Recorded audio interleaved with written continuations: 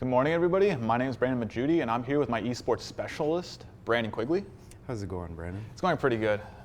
Nice to see you today. It's always a pleasure having you on the show. Thank you. I love being on the show. I love talking to you. Thank you. And obviously, we're here for all the wonderful students at Conestoga today. Hope today's an exciting topic for you, but obviously, we're going to be talking about esports. And I'm going to ask my specialist here, how do you feel about the current state of esports? Well, I think right now it's on a rise. It's on a good rise. We're looking at prize pools are getting higher and higher every year. They're getting higher by an exponential rate. 3 years ago, the prize pool for the Dota 2 International was $1 million. This year, that's some big money. $17 million this year. So it's a pretty big increase. If we continue growing like that, we'll be in a good spot. It's pretty exciting for people who are into that sort of thing. You know, if you're a competitive gamer yourself or you're interested just in games as a source of entertainment, it's a pretty exciting thing. We haven't really had that before, something where you have competitions that's more of a spectacle. You know, we're selling at arenas and stuff like that. So it's getting bigger. It's not the same as back in the day when you had these arcade competitions. Everybody surrounded. Of course, back in the old Pac-Man days. Pinball and Pac-Man. Yeah, of course.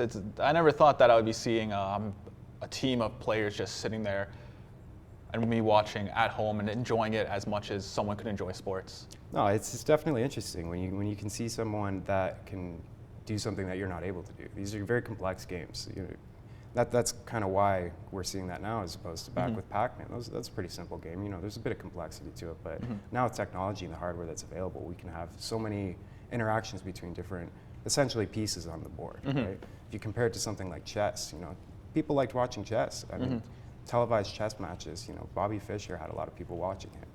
You know, he's a pretty big icon too.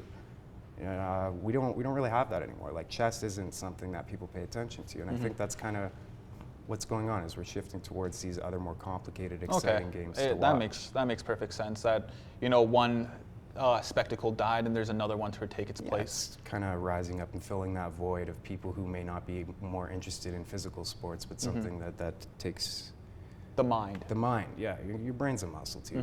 Well, arguably, you know, the stronger your brain is, the better you perform in that game of chess or that game of Dota, it's StarCraft, Counter-Strike, whatever it may be. Of course. Do you feel like region really matters? Obviously, in the game of chess, for instance, Russians were known as some of the best competitors in chess. Do you feel like region really matters in esports at all? Well, with esports, it definitely matters. When we consider Asia has a more accessible, I don't want to say accessible, but computers and internet are definitely more common and available to Asian culture. And for a long time, particularly in China, there was console ban, I think, for 15 years. So yeah, it was 15 years. They couldn't have things like Nintendo, PlayStation there. So when you can't play your PlayStation, you can't play a Nintendo, you can't, you know, the only thing that's left is computer games. So there's a lot of people playing computer games. So in those areas, you know, you've got a lot more popularity with those sort of things as compared to here, right? And especially for the pro scene. Cost of living in North America compared to Asia is significantly higher. So to take your time and spend all of your time playing a video game and trying to get good at a video game, as opposed to, you know, going out and working and making money, it's a much larger risk if you're going to do that in North America. So we don't have as much of a culture of that here as they do in other parts of the world, where, you know, cost of living is lower and accessibility is higher.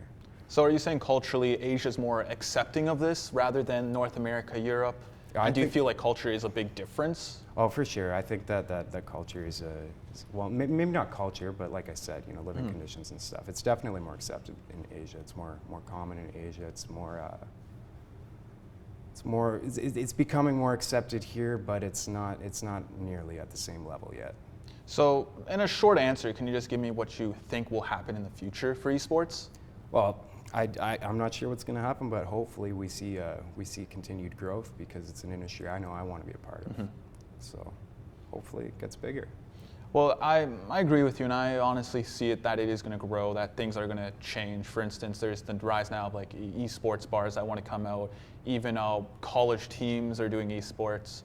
It's a really exciting thing to see develop, and I hope, like you said, it develops more. And I hope not culturally, but more the society understands that this isn't something that's just a bunch of kids playing a game. It's actually something that takes the mind to do.